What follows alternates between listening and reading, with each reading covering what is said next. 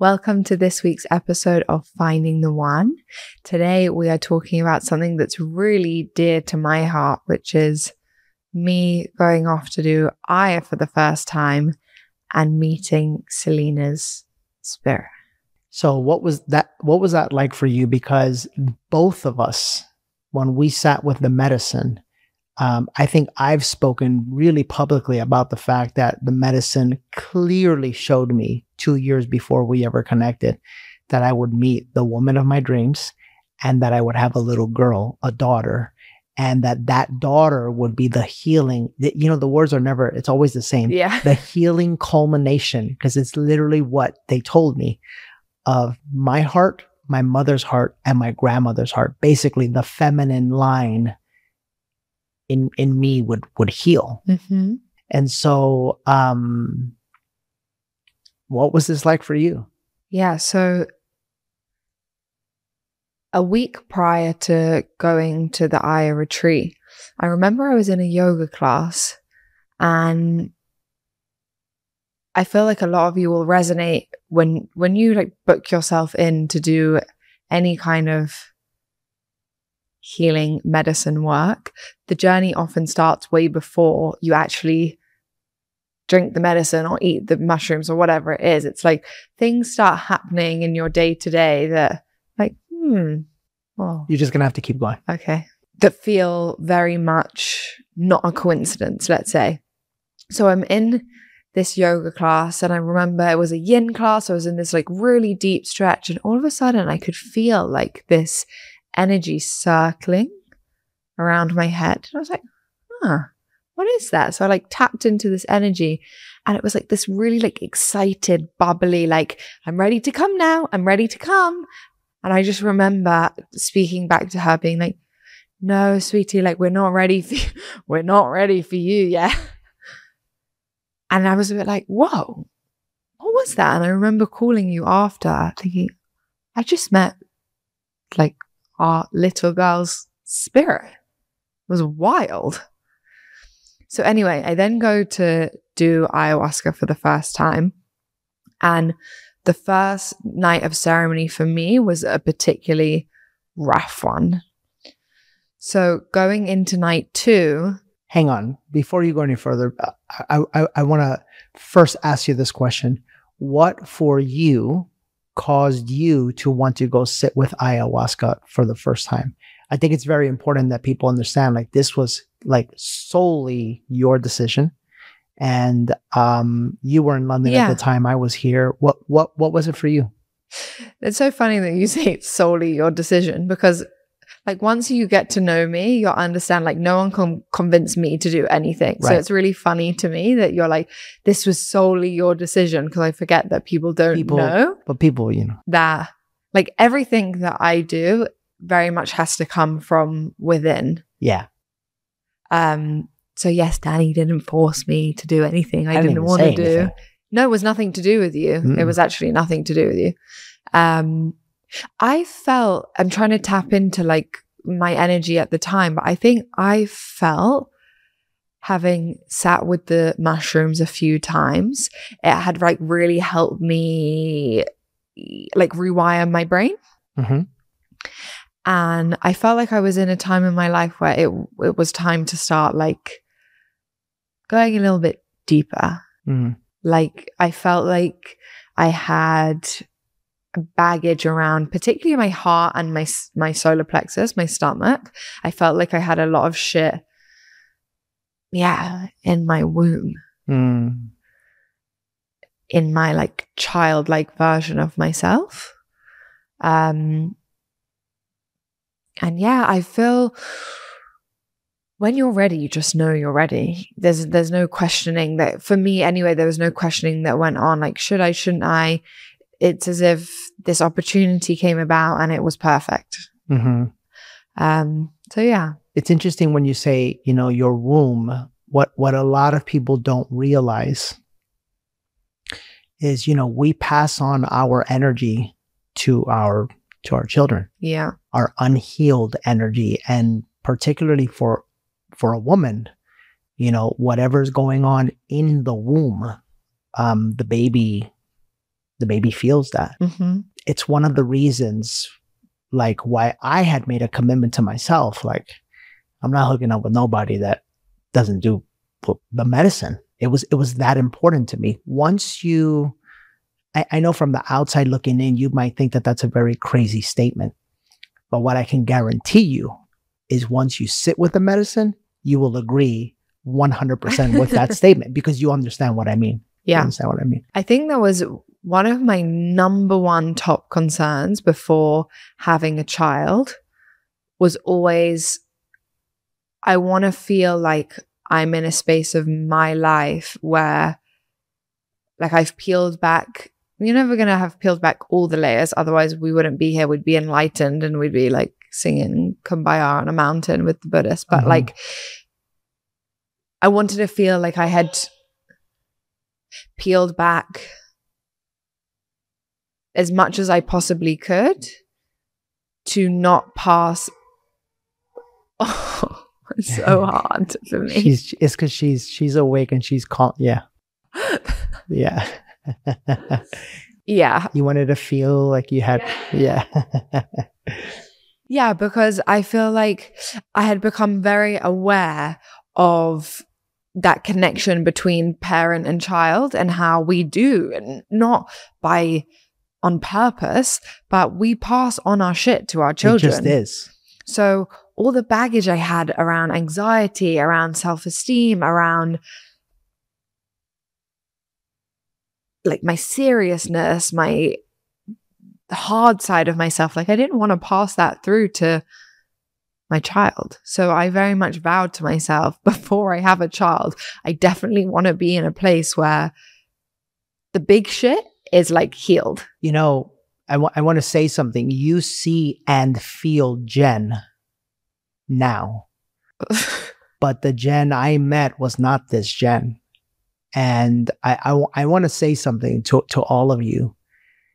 Whether you're a man or a woman, when you are potentially going to get into a long-term relationship with another human being, there is nothing more attractive or more powerful than finding a partner that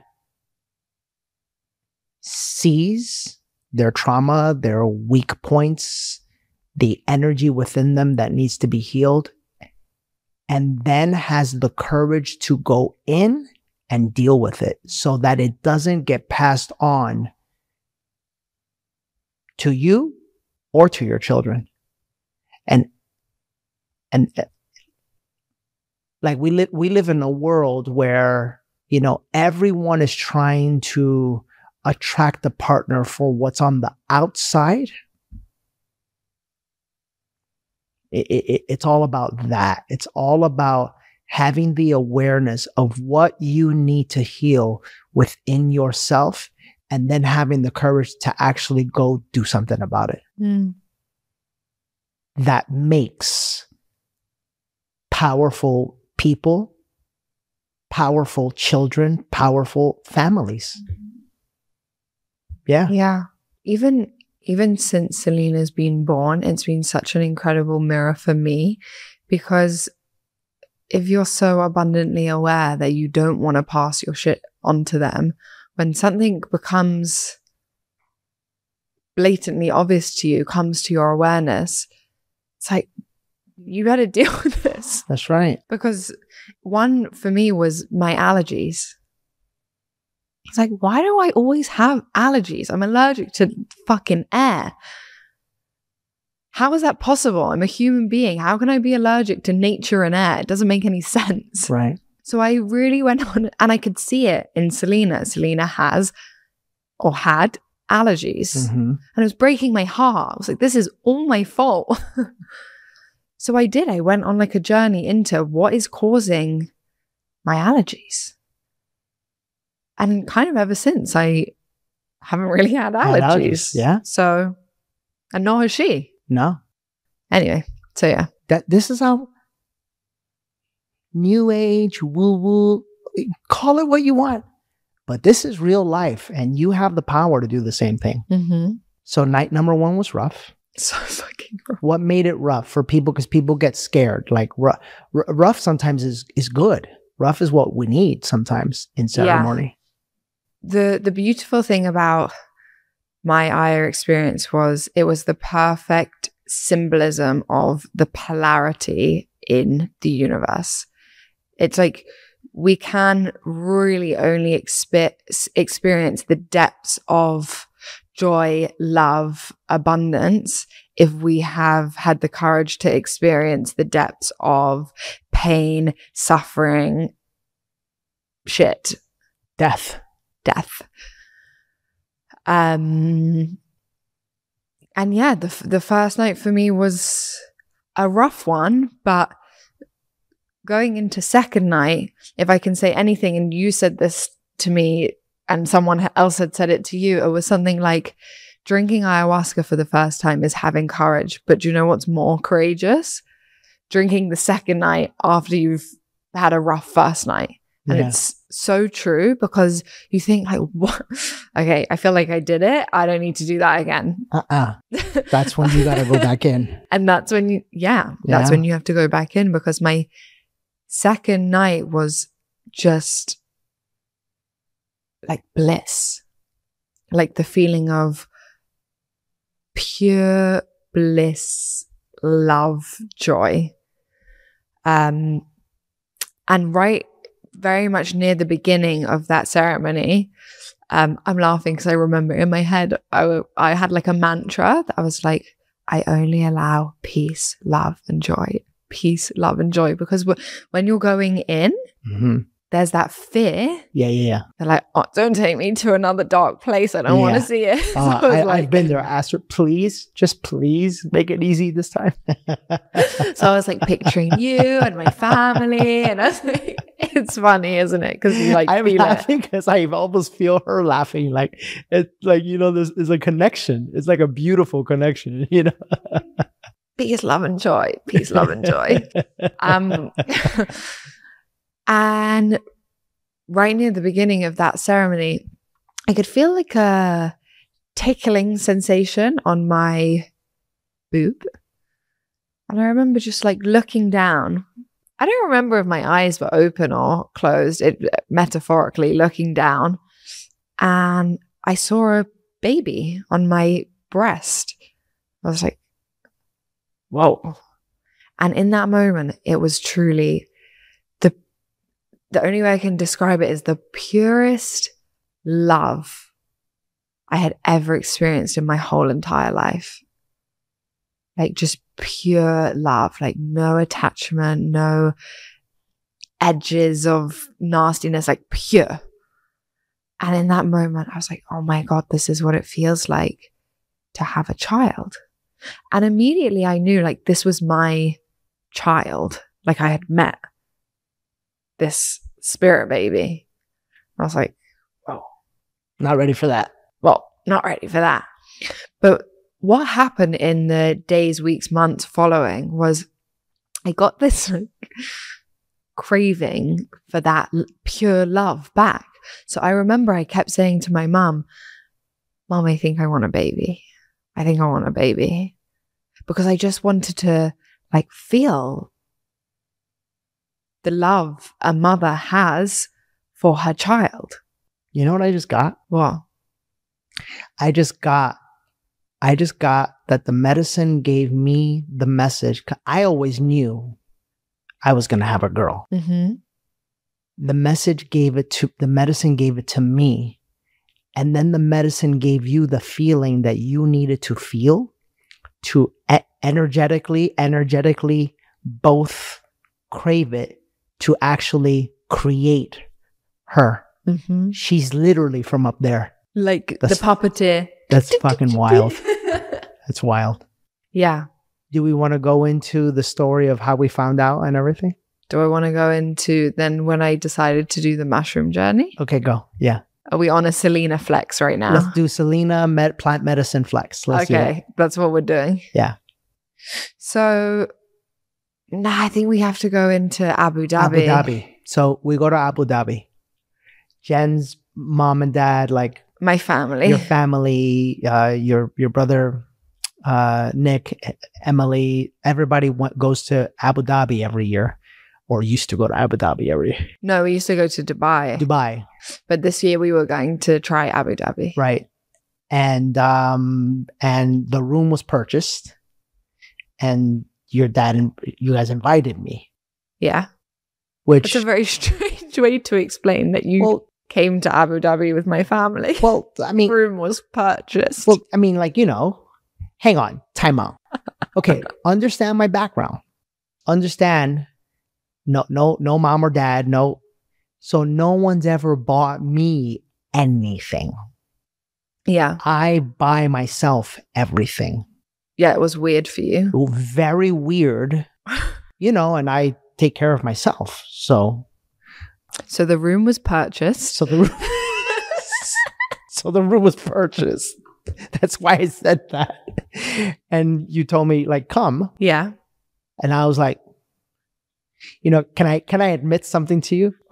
Back then, it was still for me in my head, like there was still this separation, like, like, well, I'm gonna go vacation with the white folk. Like, this is like rich white folk shit. Like, they go to like Dubai and stuff. Like, if you're a Latino, you know what I'm talking about. Or, like, it was still I was still like a little like nervous, like a little like, even though I have money and everything, but it's still in your head, I mean, yeah, because it's, some of I guarantee you in the YouTube comments, they're going to be like, I know what you're talking about. And so it was like a thing for me. And I remember we showed up. I was there before you. Yeah. Wow. I flew from Houston straight. Yeah. Like a 16-hour flight. It's hideous. But I flew on Emirates. And it was pretty bougie. Which was sick. They had a bar back there. And, everybody's... I'm not really social. So, and I don't drink. So people are like drinking in the plane and talking. And I'm like... That seems nice. You guys want to come to Awaken? What? I just play. You're such a loser. And so then I get there, and we're having a wonderful time. This is when I learned what the Landesberg family does on vacation, which is very different than what I think vacation is. This is what British people do on vacation. Okay, so listen. They're gonna be like, no, we don't. Okay. But most of us do. Okay, British people, your family, whatever. Listen to me right now. I've never seen this before. I can appreciate it now. But back then, from 9 in the morning till 5 in the afternoon, outside of ordering lunch, these people lay down. They are on the same cot, in the same sunbed, the same location on the beach every single day for the entire extent of the entire vacation. Heaven. That shit was driving me nuts. Yeah, because you don't know how to... 14 hours to be in the sun. I could have done that shit in my backyard. Excuse me. Because you don't know how to relax, honey. Well, it's number one, I didn't know how to relax back then. But number two, you guys don't have sun. Well, yeah, that's the point. So I now I understand. But yeah. We're having a little bit of fun with back then. I remember I'd be like... Yeah, you were annoying. I'm going to be honest. Sightseeing? What are we going to do? You were annoying. You literally peer pressured me to go to a museum with you, which I didn't want to do. We actually got in a big fight. Yeah, huge. Huge. Yeah. But then something magical happened. Yeah. We're on the beach. And remember, at this time, we're still... We're still, like... Long distance relationship. And we're on the beach, and I don't know what happened. Oh, back then I used to live in Barton Springs, right by Austin, in just like a small little bachelor pad. Nice area, but it was just small. So if the kids were ever with me and you were with me and I had a big dog back then, it's just too many bodies in a house. It just wouldn't fit. So it was obvious I needed a bigger house. So the house, and this is, again, part of what I like to share and teach people is, if there's ever an obstacle in life, it's up to you to remove it. And what most people do is they just keep the obstacles because they don't feel like they have the power to remove obstacles. So in this case, the obstacle that was keeping you from living here with me was the house. And my visa. Well, and your visa, but that we can deal with. So I remember looking at you, we were on the beach, and I remember saying, okay, babe, I'm going to attract the house. It's going to be beautiful. It's going to be brand new. I go, check this out. I go, is there anything else you wanted it? And you said, do you remember? A Peloton. I just want a Peloton bike. True shit. Listen to this. I go, it's going to have a dope view, everything, right? I just give me 60 days. That's all I need. 60 days. And I think we even told your parents. I was like, guys, I'm going to attract this. We're going to figure this out. She's moving with me with a muzzle top for your dad, whatever. I think we committed that it was more of like a where you go, I go. That's right. It's like if we're in Austin, we're in Austin. But if we need to come back to London, but we come together. We'll come together from now on. Yeah. From now on, we made that decision. Sure enough. Which was a big commitment, by the way. Yeah, because it was like... This is the point. This was us committing to each other. Okay, like we're in this together now. We're doing this now. Yeah. And like, I think that night, New Year's Eve, Selena was made. Selena was created. Wait, I have to tell you guys the story. Oh no. Just remember that all my family listened to the podcast. It's New Year's Eve and we're in this bougie ass Abu Dhabi hotel. Mm-hmm. I don't remember which one it was. Neither. But they were hosting this big New Year's Eve party and everyone is dressed up, right? And Jen walks down. Jen has these heels that, mind you, she's already like 2 inches taller than me. So now she's like a fucking foot taller than me, like this. And I'm walking around with this like 6'3" dope ass, like blonde bombshell, tanned up, just, and I'm telling you right now, there was not one head that did not turn when Jen walked down. In the entire place, people were talking, you could say, to the point that we caught this dude on the other table. Do you remember that? We looked on his phone. Yeah, it was really creepy. It was really weird. So like me, I'm feeling like the shit. This dude on the table behind us had taken a photo of me and sent it into a group chat with his friends. Yeah. And we caught him. We caught it. Yeah. Weird vibes. Which is a little weird. But anyways, that energy, the fireworks, I was like, hell yeah. And that's... We kissed and a pink firework went off behind us. Right when we kissed. We have it on video. Yeah. And that's the night that Selena was conceived. New Year's Eve 2023.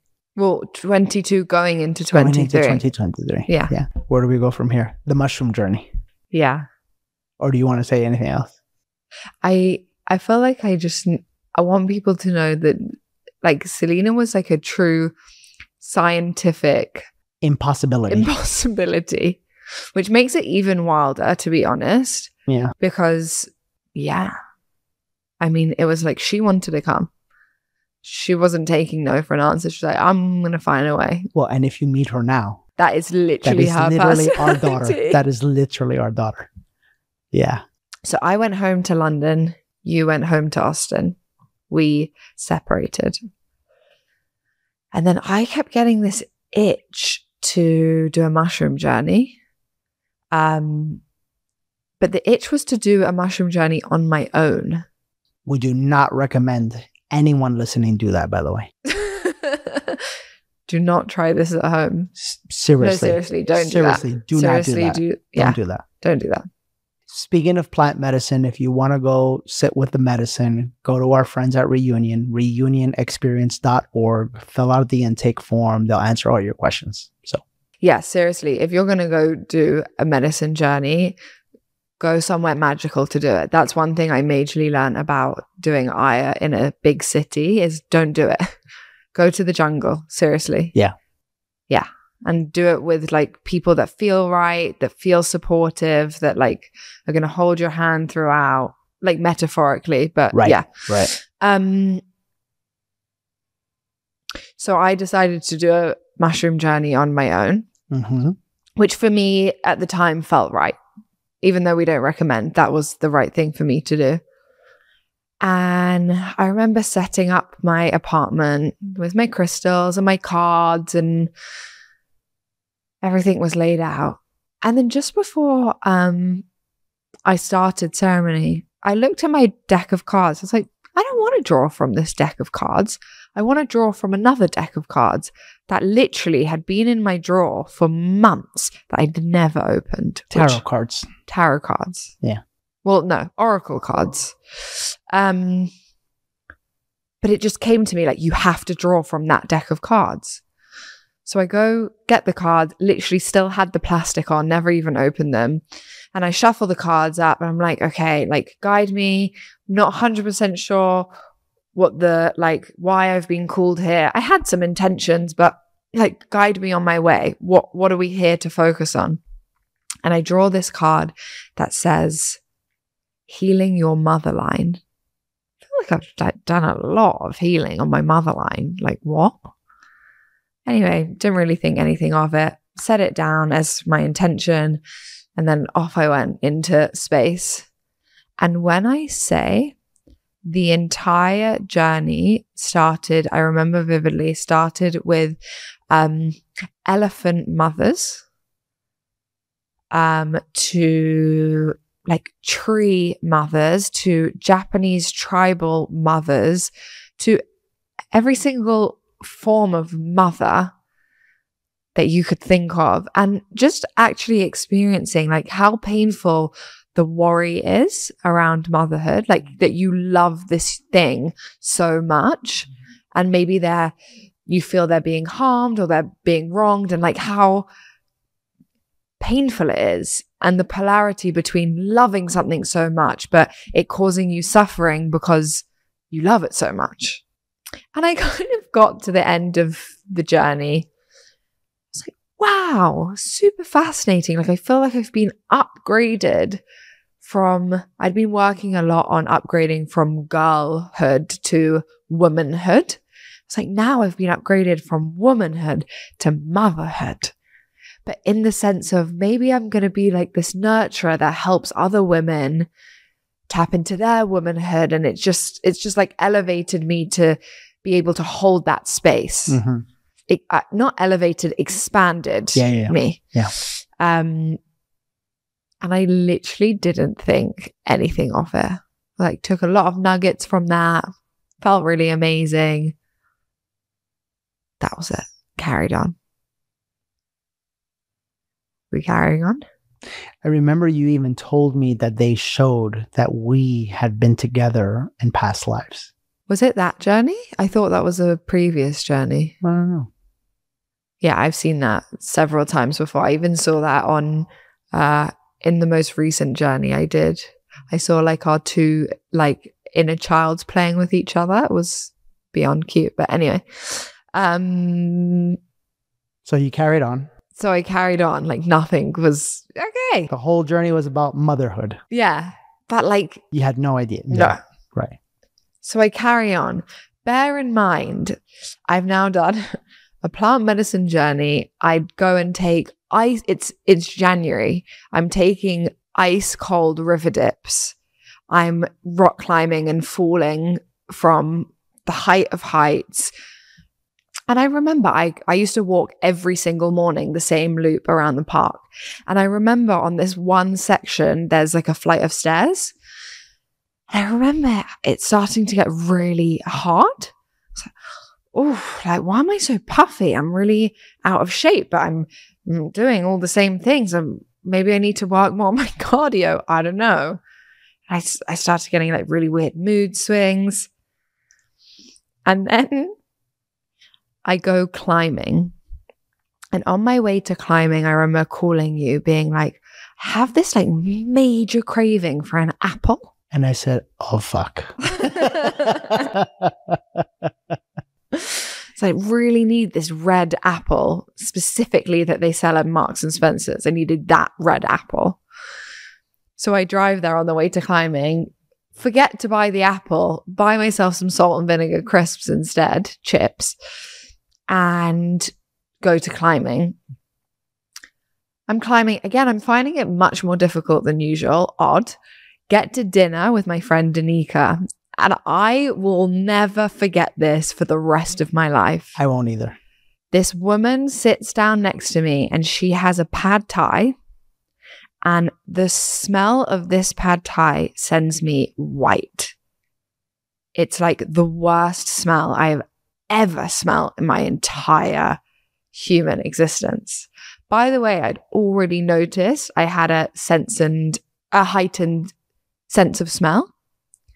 I was like walking past people on my walks and smelling their washing powder. I just thought, oh, like the mushrooms has like really opened my senses.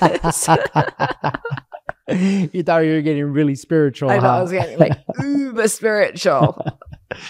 And then I start to panic because I feel really sick. And I get home that night and I call you and I'm like, Danny, I feel really I felt unwell. Like I think I'm getting sick. You said something's wrong. I feel sick. And the craziest thing happened. We were at dinner and the smell of this lady's food next to me just made me absolutely nauseous. And it's the weirdest thing. And then she says, and then I was craving this red apple earlier. And I'm in my head, I'm like, she's pregnant. She's pregnant. She's pregnant. Oh my God, she's pregnant. Her dad's going to kill me. Her dad's going to kill me. Her dad's going to kill me. I already knew, but I didn't tell you anything. But I knew that I knew that I knew. Yeah. One thing also that happened prior to the smelling of the pad thai was I remember I was nervous that I was pregnant because my period was late. And I remember going through this whole day's experience of when you're a child, from the moment you get your period or the moment you start having sexual relations with a man, all you ever hope is like that your period comes. Every single month, I feel like women will relate to this. Every month you're like, even if you take all the contraception, whatever, you're like, I hope my period comes. Because you always just think that you're pregnant and you always associate that with being like the worst thing ever, life-ending situation. Yeah. If that were to happen. Yeah. And then it was really weird because I had to work through, well, what if I am pregnant? Would that be the worst thing ever?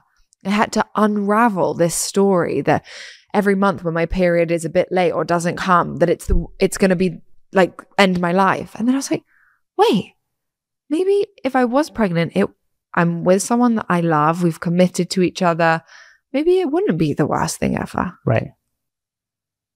Anyway. The next morning, I wake up. I woke up in the middle of the night with the hot sweats.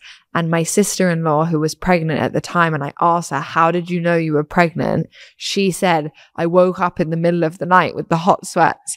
So when I woke up in the middle of the night with the hot sweats, freaked out. Right. Then I light Palo Santo and it smells like baby wipes. Do you remember that? No, I don't. Okay. Fucking weird. And now I'm just freaking out. Right. So what do you do? I'm asleep, so you can't call me. Danny's fast asleep. We're at 6 hour time difference. Well, back then it was 8 hours. No, 6. It's always been 6, babe. No, it gets to be 8 sometimes. Sometimes it's 7. Sometimes it's 7. Okay. It's never once been 8. Okay, never mind. So then what do you do when you're freaking out in a situation like this? You go and make yourself pancakes. That's what you have to do. So I make myself pancakes and then my mum calls. And this is, again, it's like so fucking weird. My mum calls and she's like, Jen, I'm outside your flat. Do you want to come for a walk? And I'm like, what are you doing outside my flat? Apartment. My mum lives 25 minutes away from me. Like, what are you doing standing outside my apartment? That's bizarre. I'm like, Mum, I think I'm pregnant and I'm freaking out. Freaking out. She's like, no, you're not. Because we freak out all the time, but now I'm like really freaking out. No, you're not. Don't worry, I'll come up. So she comes up and she's sitting with me. I'm like, no, I really think I'm pregnant. I think I need to order a pregnancy test. So I Deliveroo a pregnancy test, which Deliveroo is like DoorDash. DoorDash. Yeah, I DoorDash a pregnancy test. And I'm plutzing, which means in your term, like stressing, pacing around my apartment. I go downstairs and the Deliveroo package has been delivered in a paper bag. And I have to put the photo of the bag in this episode. And it says, good luck on the bag, which is bizarre because whoever's packaged up the order has written good luck on the front. And I'm like, good luck that I'm not pregnant. Good luck that I am. We're not sure. So I go up and I take the pregnancy test and I'm sitting on the toilet as you do. And like straight away, without a doubt, it pops up pregnant. And then it has like a little timer. And my mom's like, what does it say? What does it say? And I think I'm just like frozen in time. Like, I'm like, it says pregnant. And she's like, I'm like, but there's a little timer going around. So maybe it's still working out. And it says pregnant 3+ weeks. So by that point, I was already like 4 to 5 weeks pregnant. So 4 weeks. So that means Selena's done mushrooms. So Selena has in fact done mushrooms twice, actually. Twice.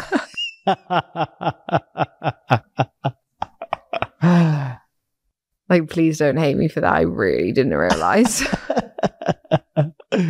She's fine. Yeah. Oh, she's more than fine. She's wonderful. As a matter of fact, it makes me very happy that she did. She came out very aware, this child. Yeah. So, I don't know. And then I remember waking up that next morning to the message, please call me right now. Right now. And I'm like, wow, we're about to have a baby. That was probably the worst 2 hours of my life, I have to be honest, waiting for Danny to wake up. Because you have to realize, and I say it's like the worst 2 hours of my life, because this was such a shock to me. I know everything leading up sounds like it shouldn't have been, but I didn't even live in the same country as this dude. I didn't have a visa. I remember you were freaking out about so many things, like that's so funny. Let's laugh about that. Well, no, I remember you were freaking out. Like, what if you don't like love me, and what if this doesn't work out? Because babe, we had only officially been together since September, and it was only January. It was 5 months. Yeah. Who has a baby after being together for 5 months? We do. Fucking idiots. No, I'm saying I'm laughing because of course I'm going to take care of you. Of course, like in my head, but you don't know that. There was so much unknown for me. Yeah. So much unknown. It was a wild ride. It was. It was.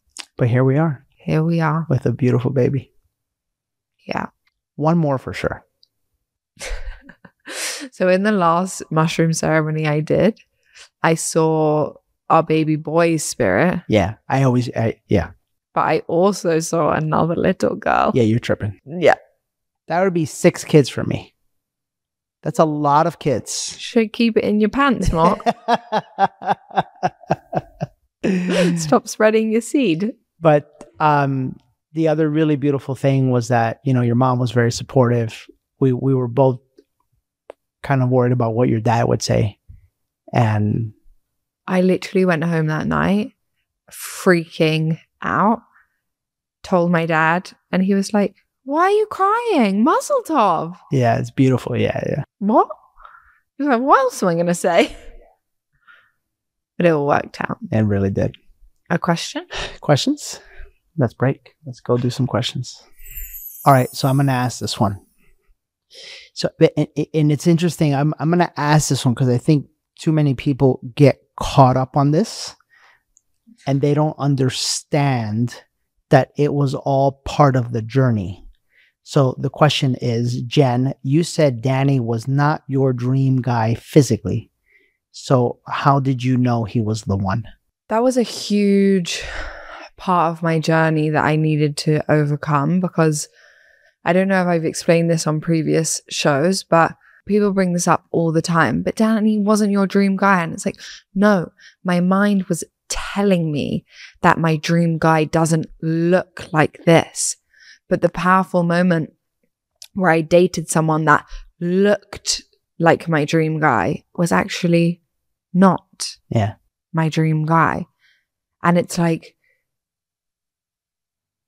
what I needed to overcome was, like, Danny's an incredibly handsome man. It's just my construct in my brain didn't look like you.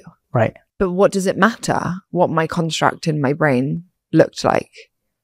Because the type of human that I wanted, needed, love in my life is you. And I'm like incredibly attracted to Danny as a human now. Especially when he smiles at me. He does this like closed mouth smile. And I'm like,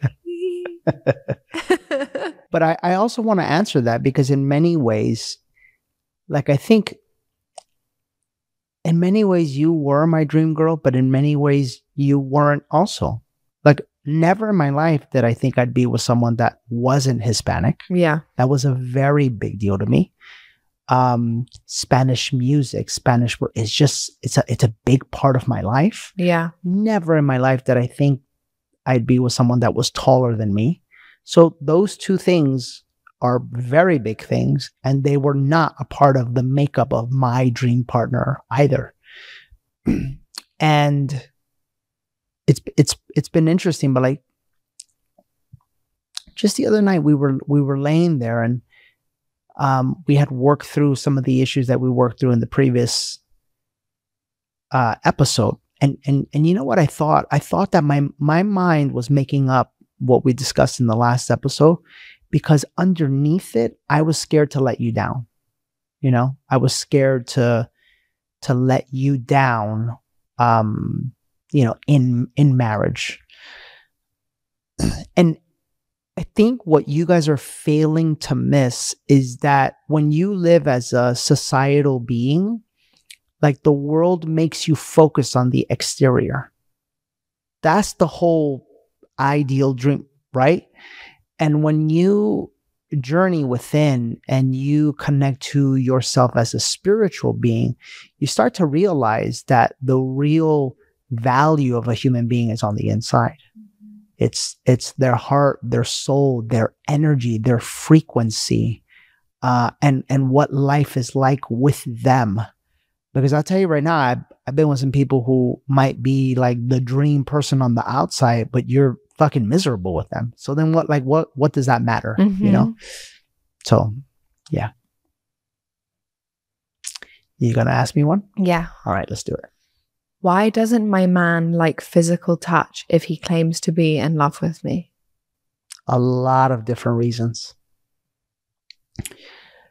Number one, the body is the feminine.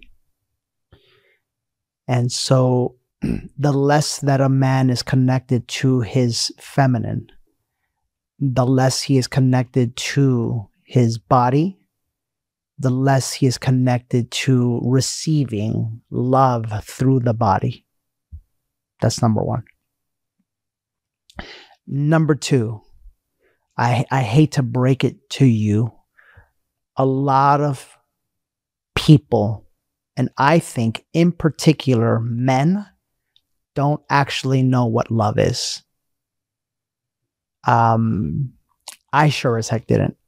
And you only really learn and understand what love is when you reconnect to your heart, when you work spiritually on yourself, when you heal, like we mentioned in this episode.